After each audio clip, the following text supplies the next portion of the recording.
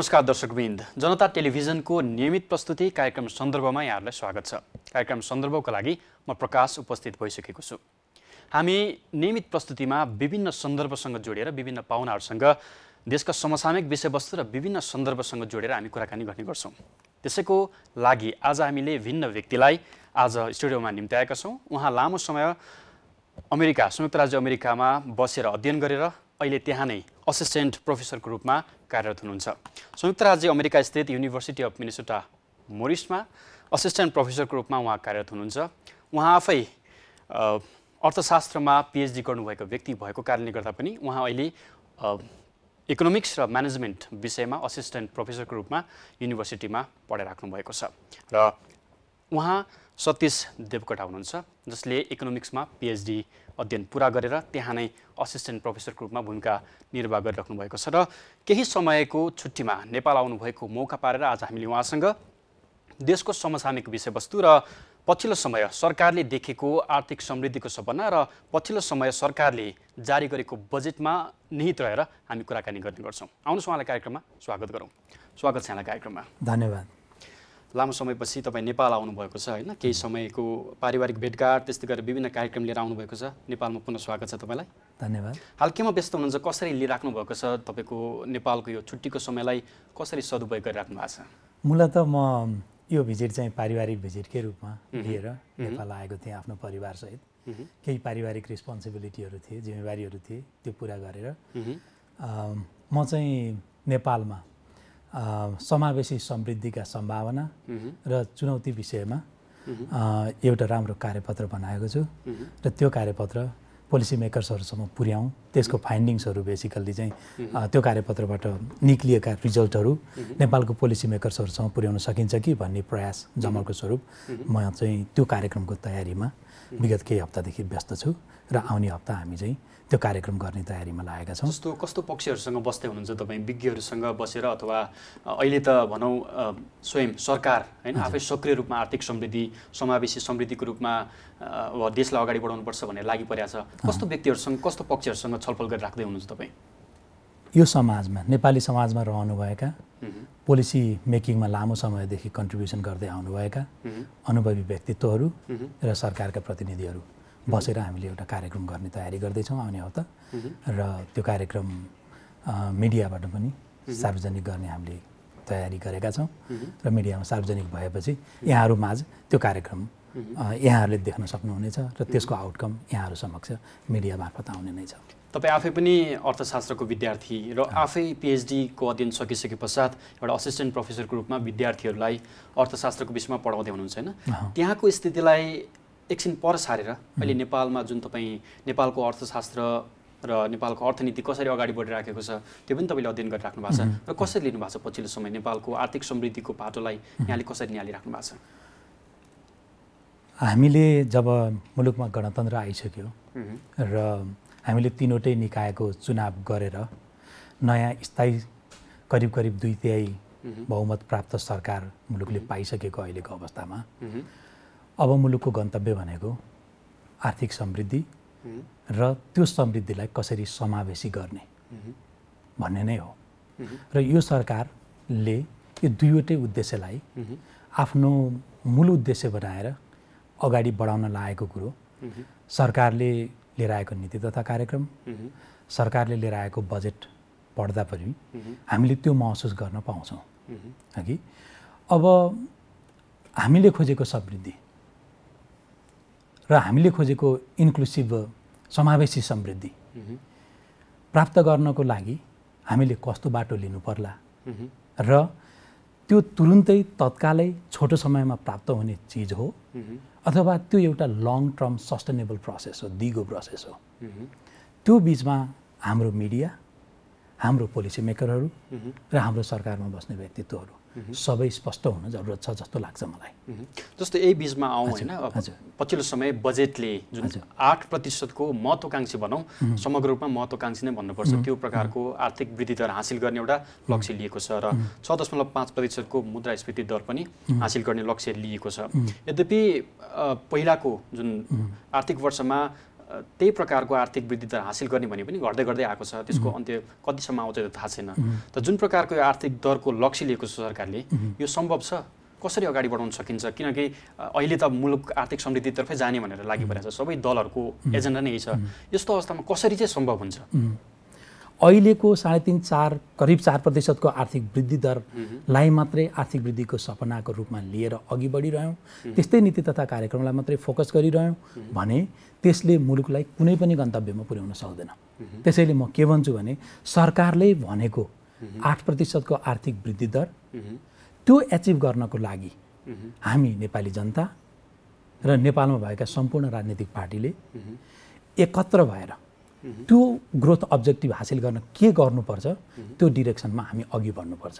जस्तो यहाँ आफै एउटा अर्थशास्त्रको विद्यार्थी भएको नाताले के चाहिँ गर्दा हामीले 8% को वृद्धि हासिल गर्न सक्छौँ र समग्र भनौँ यो प्रतिशतको कुरालाई छोडेर आर्थिक समृद्धिको जुन सपना बोकेको छ सरकारले कसरी सम्भव हुन्छ? यो सम्भव हुन्छ। म त्यसैमा जाँदै थिएँ। 8% को ग्रोथ मेरो आफ्नो रिसर्चले जे देखाएको छ त्यो स्पष्टसँग सम्भव छ भन्ने देखाएको छ।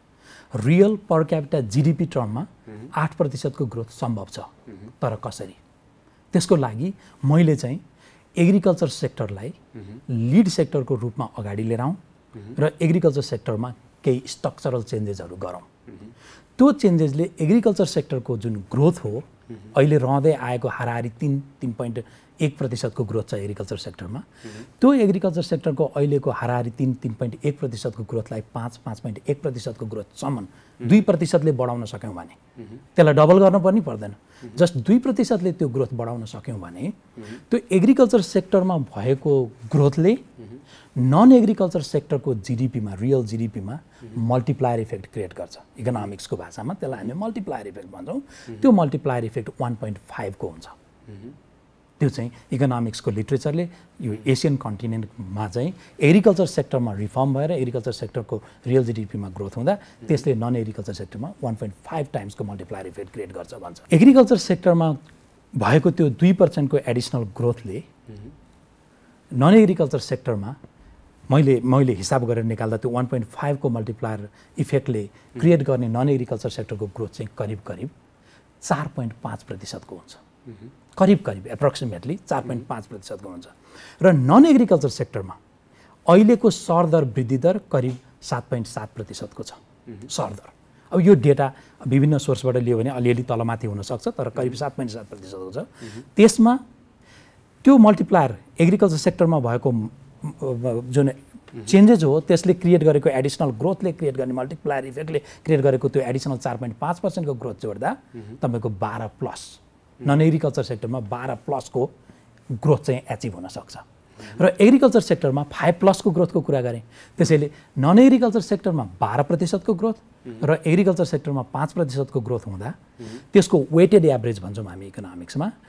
एग्रिकल्चर सेक्टरले जीडीपीमा 34% जस्तो कन्ट्रिब्युसन गरेको छ र नन एग्रिकल्चर सेक्टरले 66% जस्तो कन्ट्रिब्युसन गरेको छ।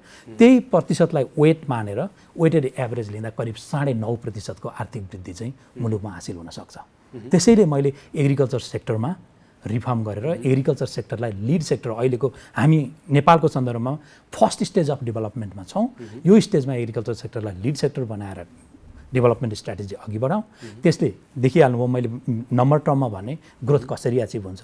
एट द मिन टाइम त्यसले नन एग्रिकल्चर सेक्टरमा करिब 5.5% को एडिसनल इम्प्लोइमेन्ट जेनेरेट गर्छ र एग्रिकल्चर सेक्टरमा करिब 2% को, करिब 2% को एडिसनल इम्प्लोइमेन्ट क्रिएट गर्छ। हेर्नुहोस्, कृषि भन्छौँ हामी, कृषि प्रधान देश पनि भन्छौँ अझ, तर त्यसो भन्दै गर्दा हामी कृषिमा निकै पछाडि छौँ अन्य देशको तुलनामा। कतिवटा कुराहरूमा हामी भारतसँग, चीनसँग निर्भर पर्नु परिराखेको छ। यस्तो अवस्थामा नीतिगत रूपमै हामी कसरी चाहिँ यसलाई सम्भव बनाउन सक्छौँ? यो त म्याथमेटिकल क्यालकुलेसन भयो होइन, व्यवहार त कसरी उतार्न सक्छौँ? असाध्यै राम्रो प्रश्न सोध्नुभयो प्रकाशजीले। फेरि पनि ग्रोथ भनेको जहिले पनि लङ टर्म फेनोमेनन हो, लङ टर्म इस्यु हो। 1 इयर ग्रोथ गरेर 14% को ग्रोथ गरे पनि त्यसले तपाईँको इकोनोमीमा कुनै सिग्निफिकेन्ट लङ टर्ममा असर केही पनि ल्याउँदैन होइन। त्यसैले तपाईँले जब ग्रोथ गर्नुहुन्छ त्यसलाई लङ टर्मसम्म सस्टेन गर्नुपर्छ। त्यो गर्नको लागि एग्रिकल्चर सेक्टरमा सर्टेन रिफर्महरू गर्नुपर्छ। मैले चाहिँ के प्रस्ताव गरेको छु भने हाम्रो ल्यान्ड हाइली फ्रेगमेन्टेड छ। मान्छेहरूसँग 2 रोपनी, 4 रोपनी, 1 रोपनी, 8 रोपनी जमिन छ। पहाडतिर गयो भने तराईमा पनि त्यस्तै एकदमै हाइली फ्रेगमेन्टेड ल्यान्ड छ, ल्यान्डको डिस्ट्रिब्युसन। यही सेटिङ्समा हाम्रो फार्मरहरूले कस्तो टेक्नोलोजी लिएर आउला र कस्तो टेक्नोलोजी प्रयोग गरेर एग्रिकल्चरको उत्पादकत्व बढाउला हैन। त्यसैले एग्रिकल्चरलाई मास स्केल फार्मिङमा लगाउँ। त्यसको लागि मैले दुईवटा अल्टरनेटिभहरू प्रस्ताव गरेको छु। नम्बर 1 जस्तै लिजहोल्ड फार्मिङमा जाउँ अघि, त्यसको लागि राज्यले क्याटालिस्टको रोल गरौँ र प्राइभेट सेक्टरले लगानी गरौँ अघि। नम्बर 2 कम्युनिटी बेस्ड फार्मिङमा जाउँ, त्यो पनि प्राइभेट सेक्टरकै लगानी हो, फार्मरहरूले कम्युनिटी बनाउँछ र उनीहरूले लगानी गर्छ र राज्यले त्यसमा पनि अगेन क्याटालिस्टको रोल गरौँ। सर्टेन चिजहरूमा सब्सिडिज दिउँ एज ए क्याटालिस्ट हैन, राज्यले क्याटालिस्टको भूमिका निर्वाह गर्दा हैन, सर्टेन चिजहरूमा सब्सिडिज गरिदिउँ, इरिगेसनमा सब्सिडाइज गरिदिउँ। एग्रिकल्चर सेक्टरमा प्रयोग हुने इलेक्ट्रिसिटी इरिगेसन पर्पसलाई चाहिँ इलेक्ट्रिसिटी युज गरिन्छ भने त्यसलाई सब्सिडाइज रेटमा दिनलाई राज्यले पहल गरौँ। के सम्भव हुन्छ सर्टेन पिरियड 5 वर्ष 10 वर्ष 15 वर्ष एग्रिकल्चर सेक्टरलाई कति वर्ष त्यो दिनुपर्छ, त्यो चाहिँ छलफलको विषय हुनसक्छ, फर्दर छलफलको विषय हुनसक्छ। सब्सिडाइज गरौँ र प्राइभेट सेक्टरलाई लिजहोल्ड फार्मिङमा र फार्मरहरूलाई चाहिँ कम्युनिटी बेस्ड फार्मिङमा चाहिँ इन्टिग्रेटेड फार्मिङ लार्ज स्केलमा चाहिँ फार्मिङ गर्नको लागि इन्करेज गरौँ, जसले वास्तवमै एग्रिकल्चर सेक्टरको ग्रोथ हेर्नुहोस् डबल गर्छ जस्तो लाग्छ मलाई। त्यो रिफर्म गर्नको लागि कानुनमा कस्तो कस्तो परिवर्तनहरू गर्नुपर्छ, नयाँ कानुन जस्तै कन्ट्र्याक्ट ल र कन्ट्र्याक्ट एक्टहरू बनाउनुपर्छ भने त्यो बनाऊ। त्यसको लागि होमवर्क गर्न र सम्पूर्ण तयारी गर्न 1-2 वर्ष 2-3 वर्षको टाइम लाग्न सक्छ, त्यो समय लिऊ।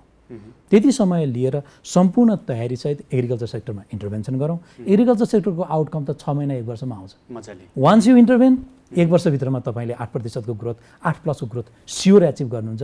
सेकेन्डमा टुरिज्म, किनभने हामीले आर्थिक वृद्धिको मात्रै कुरा गरिरहेका छैनौँ, हामीले समावेशी समृद्धिको कुरा गरेका छौँ। समावेशी भनेको कस्तो ग्रोथ हो भने तपाईले उच्च आर्थिक वृद्धि दर हासिल गर्नुहुन्छ in the one hand side, at the main time your policy help you to eradicate poverty, keep your income inequality low, and your policy हगि help you to provide access to the basic needs to the public, for example education, health and pension system. यति 3टा कुराहरूमा पब्लिकहरूको general पब्लिकको चाहिँ better access provide गरिदिनुहोस्, better education, better health care र pension सिस्टमको विकास गर्नु पर्यो, पोभर्टी एलिभिएट गर्नु पर्यो। भल्नरेबल टु पोभर्टी भन्ने अर्को एउटा जमात हुन्छ जुन पोभर्टीबाट बाहिर आएको हुन्छ, तर उसको परिवारमा कुनै एउटा सानो सक भयो भने ऊ चाहिँ फेरि पोभर्टी ट्र्यापमा खसिहाल्छ। त्यस्तो पिपुलहरूलाई भल्नरेबल टु पोभर्टी भन्छौँ हामी। त्यो पिपुलहरूलाई पनि टोटल्ली त्यो पोभर्टीको थ्रेडबाट बाहिर निस्किन सक्ने किसिमको पोलिसी इम्प्लिमेन्ट गर्नुपर्छ हामीले पोलिसी बनाउँदा, जसले हाम्रो ग्रोथलाई टोटल्ली इन्क्लुसिभ गरिदिन्छ। एकातिर ग्रोथ एचिभ हुन्छ, at the main time at the same time हाम्रो ग्रोथ चाहिँ इन्क्लुसिभ भएर जान्छ, गरिबी निवारण हुन्छ, इन्कम इनइक्वालिटी मेन्टेन हुन्छ, लो इन्कम। जब गरिबहरूले जब पाउँछ अघि कृषि क्षेत्रको रिफर्मले जब पाउने को हुन्छ, मोस्टली फार्मरहरू नै हुन्छ हैन। फार्मरहरूले जब जब पाउँछ कृषि सेक्टरमा चाहिँ कृषि क्षेत्रमा चाहिँ रिफर्म गरेर त्यो हुने बित्तिकै उनीहरूको इन्कम स्ट्याटस माथि आउँछ, उनीहरू पोभर्टीबाट बाहिर आउँछ हो। त्यसैले मैले एग्रिकल्चरमा ग्रोथ गर्यो, नन एग्रिकल्चरमा मल्टिप्लायर इफेक्टको ग्रोथ गर्यो, एट द सेम टाइम त्यो जुन भल्नरेबल पिपुल हो, जुन एब्सोल्युट पुअर हो, जुन अल्ट्रा पुअर हो सोसाइटीमा भएको, उनीहरूले जब पायो र उनीहरूको पोभर्टी चाहिँ अटोमेटिक उत्पादनमूलक काममा लागेर इराडिकेट हुने भयो। त्यसैले यहाँले दुईवटा कुराहरू जोड्नुभयो जो सरकारले बजेटमा पनि मेन्सन गरेको कुरा तपाईँले एकदमै राम्रो तरिकाले व्याख्या विश्लेषण गर्नुभयो हैन। तर जुन सरकार कृषिको कुरालाई एकछिन छोडौँ, अहिले कृषिमा जुन आधुनिकीकरणको चर्चा छ त्यो गर्नै पर्छ, त म्याथमेटिकल त्यो जुन क्यालकुलेसनलाई व्यवहार त उतार्नु पनि पर्छ। र अहिले आयो फेरि पर्यटनको कुरा, पर्यटन असाध्यै महत्त्वपूर्ण कुरा जुन सरकारले पनि अबको 5 वर्षभित्र हैन 20,000 लाखको दरमा चाहिँ पर्यटक भित्राउने भनेको छ, तर देशले जति भित्राउने भनेको छ त्यो अनुसारको पूर्वाधार तयार भएका छैनन् नि। यसलाई चाहिँ कसरी हेरिरहनु भएको छ तपाईँले? राज्यले नीति बनायो, हामी बढी महत्त्वाकांक्षी छौँ जनताहरू पनि, त्यो कुरा हामीले रियलाइज गर्नुपर्छ। कुनै पनि नीति कार्यान्वयन हुन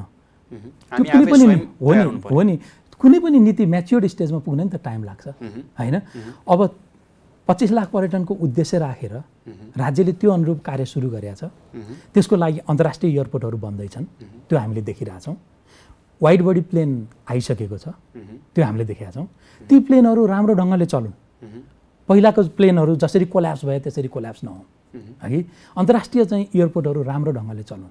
अब 25 लाख टुरिस्टलाई एडजस्ट गर्नको लागि होटेलहरू चाहियो, 2-3 वर्षको समय अरू लाग्न सक्छ। कति होटेल चाहिन्छ स्टडी गरौँ, त्यो एक्सपर्ट ग्रुपले स्टडी गर्ला माइक्रो लेभलमा। र त्यो होटेलहरूको इन्फ्रास्ट्रक्चर विकास गर्नलाई सरकारले प्राइभेट सेक्टरलाई बुस्ट गर्नु पर्यो। कि सबै सरकारले लगानी गरेर होटल पनि सरकारले खोल्न जाने कुरा हुँदैन प्राइभेट सेक्टरलाई बुस्ट गर्नु पर्यो र त्यो होटलहरू आउनु पर्यो निजी क्षेत्र र सरकार बीच एउटा समन्वय गरेर अगाडि बढ्नु पर्यो जुन अघि हामीले आर्थिक वृद्धि दरको चर्चा गऱ्यौँ र यतिखेर विकासको कुरा पनि प्रमुख एजेन्डा हो आर्थिक समृद्धि र विकास यो देशको अहिलेको मूल मर्म र सबै राजनीतिक दलहरूले पनि यही एजेन्डाहरू बाँडे निर्वाचन ताका र अहिले वाम सरकार जसले आर्थिक समृद्धिको सपना देखिराखेको छैन यो आर्थिक वृद्धि दर र विकासमा के फरक पाउनुहुन्छ यसलाई कसरी तपाईँले इन्टिग्रेट गर्नुहुन्छ समृद्धि आर्थिक वृद्धि इकोनोमिक ग्रोथ आर्थिक वृद्धि भनेको गत वर्ष रियल जीडीपी कति थियो यो वर्ष रियल जीडीपी कति छ गत वर्षको तुलनामा यो वर्ष रियल जीडीपी कति बढ्यो त्यो आर्थिक वृद्धि दर हो है त्यसलाई पपुलेसन ग्रोथ रेटले डिभाइड गरिदिनुस् त्यो चाहिँ अथवा टोटल पपुलेसनले रियल जीडीपीलाई डिभाइड गरिदिनुस् पर क्यापिटल रियल जीडीपी हो त्यो है र रियल जीडीपी एकै मिनट मलाई टाइम दिनु सकिएको छैन त्यसको ग्रोथ चाहिँ रियल जीडीपीको पर क्यापिटाको ग्रोथ हो अथवा रियल जीडीपीको ग्रोथ हो है